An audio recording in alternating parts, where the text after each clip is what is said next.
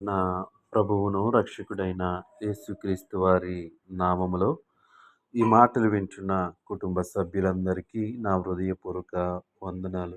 ఈరోజు నా కోసం ఆత్మీయ కార్యక్రమానికి మిమ్మల్ని అందరినీ ప్రేమపూర్వకంగా ఆహ్వానిస్తూ ఉన్నాను. చిన్న ప్రార్థన. పరిశుద్ధుడా, ప్రేమగల తండ్రి, గొప్ప దేవుడా, నీకు వందనాలు. ఈ సమయంలో మమ్మల్ని సజీవులుగా ఉంచి నీ మాటలు వినటానికి నువ్వు చూపిన కృపను బట్టి, ప్రేమను బట్టి నీకు వందనాలు చెల్లిస్తూ ఉన్నాం. ఈ సమయంలో నీ వాక్యం ద్వారా మా అందరితో మాట్లాడమని యేసు నామములో అడుగుచున్నాము తండ్రి. ఆమేన్. ఈరోజు దేవుని వాక్యము కొరింథీయులకు రాసిన 2వ పత్రిక 6వ అధ్యాయము 10వ వచనము. దుఃఖపడిన వారమైనట్లుండియు ఎల్లప్పుడూ సంతోషించువారము. ఈ వాక్యాన్ని మనము పరిశీలన చేసినట్లయితే, దుఃఖములో ఉన్నప్పటికీ, దుఃఖము చేత మన హృదయాలు నిండిపోయినప్పటికీ, దుఃఖముతో కలవరములో ఉన్నప్పటికీ ఎల్లప్పుడూ సంతోషించువారము. ఇది ఎలా సాధ్యము? ఈ లోకంలో శరీరానుసారంగా జీవిస్తున్నటువంటి మనము దుఃఖము కలిగినప్పుడు, దుఃఖము చేత మన హృదయము నిండినప్పుడు ఏ విధంగా సంతోషించగలము? సంతోషించలేము. నిజమే. దుఃఖముతో మన హృదయము నిండిపోయినప్పుడు, దుఃఖము కలుగుతూ ఉన్నప్పుడు మనము సంతోషాన్ని మనము పొందలేము.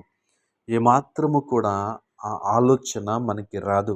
మరి ఇది ఎలా సాధ్యము అంటే, దేవుని ద్వారా సాధ్యము. దుఃఖపడిన వారమైనట్లుండియు ఎల్లప్పుడూ సంతోషించువారము.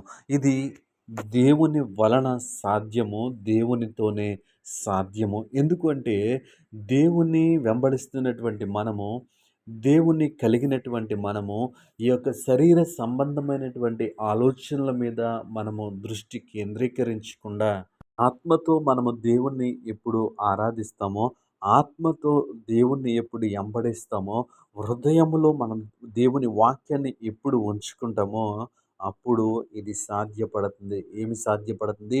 దుఃఖపడిన వారమైనట్లుండియు ఎల్లప్పుడూ సంతోషించువారము. దుఃఖములో కూడా మనము సంతోషించాలి అంటే, వ్యతిరేక పరిస్థితుల్లో కూడా మనము సంతోషించాలి అంటే, మన హృదయమంతా దుఃఖంతో నిండిపోయినప్పుడు, మన అడుగులు ఎటు వేయాలో తెలియని అయోమయ స్థితిలో మనం ఉన్నప్పుడు, అలాంటి పరిస్థితుల్లో కూడా దేవుణ్ణి మనము స్తుతించే వారుగా ఉండాలి అంటే, దేవుని యందు మనము సంతోషించే వారిగా ఉండాలి అంటే, మన హృదయములో దేవుని యొక్క వాక్యం ఉండాలి.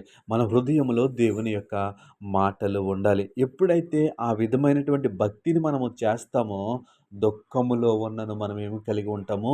సంతోషాన్ని కలిగి ఉంటాం. దేవుని నామానికి మహిమ కలుగును గాక. మనము శరీరానుసారంగా ఉన్నటము ఎప్పుడు కూడా ఆ యొక్క కలిగినటువంటి దుఃఖమును గురించి ఆలోచన చేస్తూ ఉంటాం. ఈ దుఃఖము ఎందుకొచ్చింది?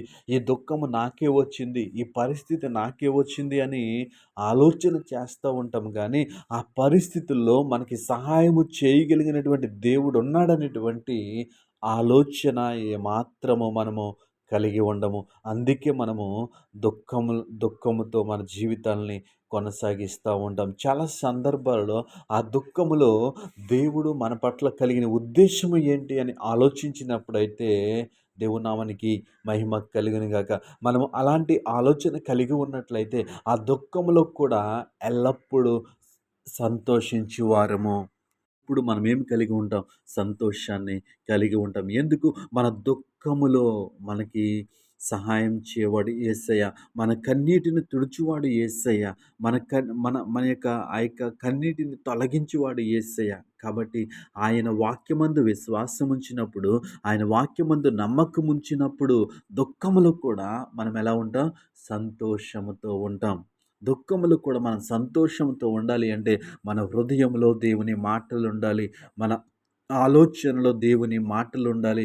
మన జీవితంలో దేవుని యొక్క మాటలు మనం ప్రభావితం చేసినప్పుడు, ఆయన యొక్క వాక్యము మనల్ని ప్రభావితం చేసినప్పుడు, దుఃఖపడిన వారమైనట్లుండియు ఎల్లప్పుడూ ఏమి కలిగి ఉంటాము? సంతోషము కలిగి ఉంటాం. కాబట్టి ఈ మాటలు విన్నటువంటి మన జీవితాలలో దేవుని వాక్యము ఫలించి విస్తరించునుగాక.